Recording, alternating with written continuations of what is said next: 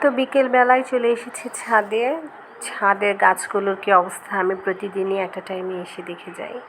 তো টমেটো গাছ কিছু গাছ দেখলাম যে খুব ভালো আছে, আর কিছু গাছ দেখে খুব মনটা খারাপ হয়ে গেল, কারণ কিছু গাছ মরে যাচ্ছে। এই দৃশ্যটা দেখতে না খুব কষ্ট লাগে একজন বাগানের জন্য। তো আজকে এখানে একটা মাচা দিয়েছে চাচা, এই যে মাচাটা দিয়েছে। দারোয়ান চাচাকে বলেছিলাম যে একটা মাচা দিতে, তো মাচাটা দিয়েছে লাউ গাছটার জন্য। এই যে লাউ গাছের কী অবস্থা, পাতা সব খেয়ে ফেলে চড়ুই পাখি। তো চাচা গাছে পানি দিয়ে গেছে, চাচা কাজ করছিল গাছে। এই যে টমেটো গাছটা মরে গেছে। এই দৃশ্যটা এত কষ্টের। এখানে 2টা টমেটোর চারা, 2টাই মাথা নুয়ে পড়ে গেছে। আমি জানি না কিভাবে মানুষ গাছ টেকায়। আমি অনেক চেষ্টা করেছি। আমি এই নিয়ে প্রায় গত 1 মাসে 3 দফা গাছ লাগিয়েছি।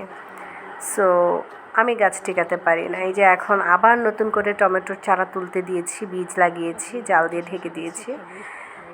তারপরে এই যে আমার শসা গাছটা মোটামুটি বড় হয়েছে মাশাআল্লাহ। সবাই দোয়া করবেন যাতে শসা হয়। বরবটি গাছটাও একটু আগা মিলছে।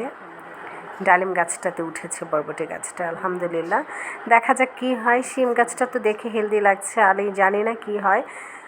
তো চেষ্টা করছি আর কি বাগান করার জন্য। তো আমি অনেক চেষ্টা করি গাছ করার জন্য। আমি খেতে পারি সবজি, আলহামদুলিল্লাহ। বাট এইবার এত বৃষ্টি হয়েছে যে আমি গাছ টিকাতে পারছি না।